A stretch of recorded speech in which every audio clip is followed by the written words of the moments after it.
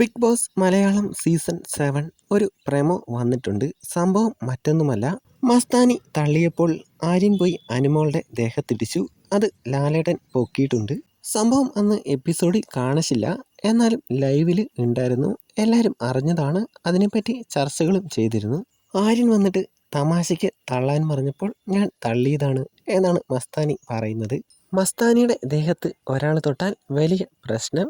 മസ്താനിക്ക് ഒരാൾ തള്ളാൻ പറഞ്ഞാൽ തള്ളാം എന്നാണ് ലാലേട്ടൻ പറയുന്നത്. മുമ്പത്തെ ഒരു സീസണിലും ഇത്രയും തറയായിട്ട് അല്ലെങ്കിൽ ചീപ്പായിട്ട് ഗെയിം കളിക്കുന്ന വേറൊരു കണ്ടസ്റ്റന്റ് ഉണ്ടായിട്ടേയില്ല. ഒരാളെ ഇറിറ്റേറ്റ് ചെയ്യാം, അല്ലെങ്കിൽ മാനസികമായിട്ട് തളർത്താം, അതാണ് ഈ ഗെയിം.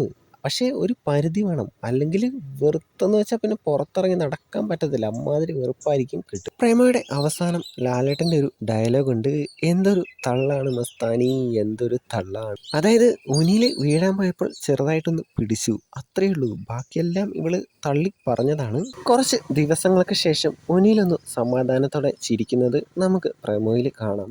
മസ്താനിയെ എന്തായാലും ഒഴിവാക്കണം, അല്ലെങ്കിൽ ഒനിലിൻ്റെ അവസ്ഥയാകും എല്ലാവർക്കും. എന്തായാലും ലക്ഷ്മിനെ ഒഴിവാക്കില്ല, അതങ്ങനെയാണ്.